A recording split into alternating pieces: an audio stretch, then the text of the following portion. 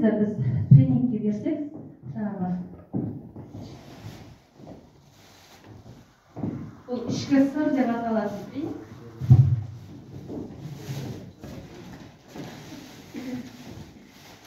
Не көріп тұрсыздар? Ал ішінде және не бар деп ойлайсыздар? Не бар? Ұстаңыздар, мыжғылаңыздар, көріңіздер. Не көріп тұрсыздар? Ақтақада беріп және бір-бірлеріңізге беріңіздер. Ой пікірлеріңізді айтыңыздар. Қағаз. Не бар деп ойлайсыз?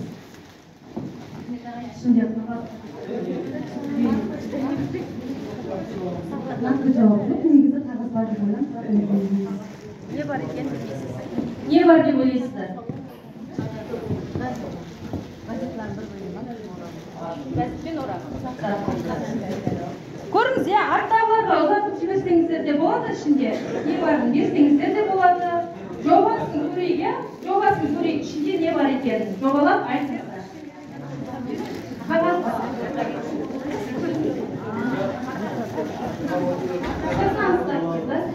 Енді кімге келді, сол жерден ашайық. Әртүрлі болжам болды. Қағаз бар деді, пакет бар, жеңіл зат бар деді. Енді жыртып ашыңыз. Ашыңыз пакет. Қағазды аша беріңіз. Аша беріңіз. Ішінен зат шыққанша аша беріңіз. Не бар екенін көрейік. Көрейік. Ішінде зат шығады. Сізден шоколад шықты.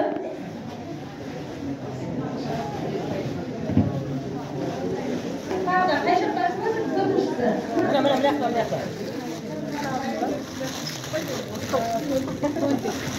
Бұл сақтанда тәтті шоколад. Тәтті деген нәрсе негізі адамның көңіл күйін көтереді.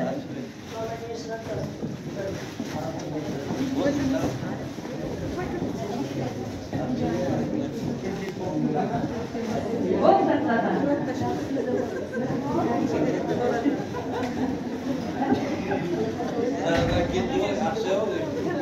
Рахмет, я.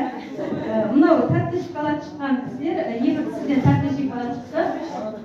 Екі кісіден еш нәрсе шықпайды. Тәтті шоколадты үлкен балаңызға берсеңіз дейін, өйткені бізде үлкен балаға онша назар аудармаймыз, үнемі кішкентайларды жақсы көреміз дағыны. Үлкен балдар соларға тек қараушы, бізге жәрдемші ғана да.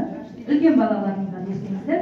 Ал енді одан не қорытынды шығар, мен 4 қағазды бердім. Төртеуінің екеуінен шықты, екеуінен шықпады. Үйіңізде 4 бала бар дедік, сыртына қарап, болжаңыңыздар дедім.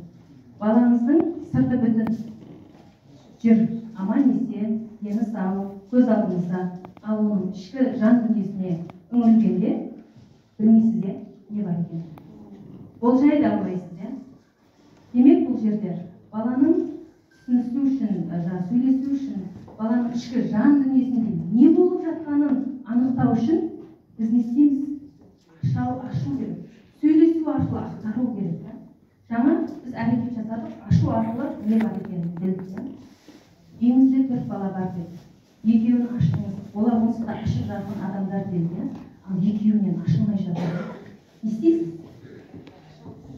Қалай ашасыз? Қазіргі таңда бар ма? Ашылып жатқан балдар бар ма? Ал ашылмай қанша сөйлессеңіз де жаңағы екі зат сияқты ішінен ешнәрсе шықпай жатыр. Не істейсіз? Қандай көмекке жүгінесіз? Дұрыс айтып жатырсыз негізі, бірақ ойыңызды микрофонды толық жеткізіп жіберсеңіз. Көмекке жүгінеміз ғой? Мен психологтардың. Психологтардың арасында. Ашық сөйлесеміз балаға ойын ашық айтып береміз. Жылы сөйлесем жанымен шығады. Балаға біз солай жылы сөйлесіп, балаға қабілетіміз болғасын, бар жағдай жасауға тырысамыз ғой. Бала үшін жүрміз деп үнемі айтып отырамыз. Мен өмірлік тәжірибемде өзім қолдандым, осылай ата-ана келді маған. Баламнан ешқандай нәтиже шығара алмадым, сөйлемейді бала. Біреуі 3-ші класс оқитын ата-анам келді, біреуі қазіргі 9-ші сынып оқып жүрген оқушы, және біреуі бітіріп кетті. Сонда мен оны қалай аштым? 3-ші сынып оқитын оқушыны ашу өте қиын болды. Ойын барысында да көріп жатырмын, бала мүлдем сабақта сөйлемейді.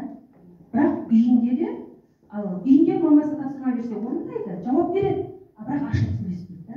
Ал достарының арасында далада жүрсе аузы тынбай сөйлейді да бала. Ал бірақ сабақ оқу жағынан келгенде онда не бар, не жоқ, ешқандай қызығушылық жоқ, айтпайтын оқушы кездесті. Сонда маған келген кезінде мен айтамын да ата-анасына, мен де сөйлесіп жатырмын. Келеді алдында мұқият тұрады.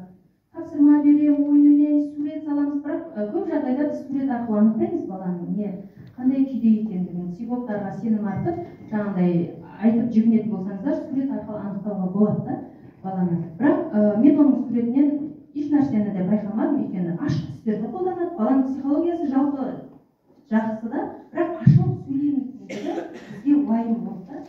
Одан кейін ата-анасын шақырдым, 3 айдай жұмыс жасаған кезінде ата-анасын шақырдым да, ата-анасына айтдым, сіздің сіңліңіз бар ма десем, бар. Қайда десем, бір ауылда айтты да. Мүмкін балаңызды бір аптаға қонаққа жіберіңізші сояққа, Қыдыртауға. Балаңыз ашылатын шығар. Келді, Қыдырып барды, бір апта емес, бір 90 сояқта оқиыншы деп қызы өзі сұраныпты да. Бірінші рет маған сырын ашқан кезі сол болды дейді ата-анам. Неге десем, 3-ші класс оқитын сол үйдегі қызбен бірге барып келгенді қызық көріпті, және ол жақтан 1.90 оқып келгеннен кейін ашылғанда бала кәдімгідей киім киісі, жүрісі уже өзгерген, мектепке келген кезінде мен міндетті түрде бірінші бақыладым. Сонда ортасы өзгергенге бала да өзгерген да. Баланы ашудың, сонда біз өзіміз айналамыздағы адамдарға ол жатырқай қарайды екен да. Ал сырттан келген адамдарға қарағанда ол кәдімгідей ашылып, ал номерімді беремін, WhatsApp арқылы айт. Бір күні түнде апай 12:30-да ма түнгі. Мен сразу деп жауап жазсам, уже ақтарылып жатыр да ішіндегісін. Сондықтан көзбе-көз отырып айта алмаған жағдай нәрселерді қазір әлеуметтік желілер арқылы да психологтар жаңағыдай жұмыс жасап, психологқа сенім артсаңыздар, солай әдіс тәсілмен баланың ішкі сырын ақтарып айтып жатады да. Енді мен осы тұста бір нені айтқым келеді. Біз бала тәрбиелейміз дейміз ғой, негізінде қарап отырсақ, балалар бізді тәрбиелеп жатады да, көп жағдайда. Соған да мән беріп, баланың ойымен санасып, баланың сөзін тыңдай болсақ, біз де бір өмірде неге тәрбиелейтіндей жағдайға жетеміз. Бізді де тәрбиелеп жатқандай жағдайға жетеміз дегім келеді. Енді әрдайым бала үшін өмір сүріп жатырмыз, баланы тым қатты еркелетпей, жаңағыдай мақұл еркелетіңіз, бірақ есіртпеңіз деп аяқтағым келеді. Сұрақтарыңыз болса, сұраңыздар болады.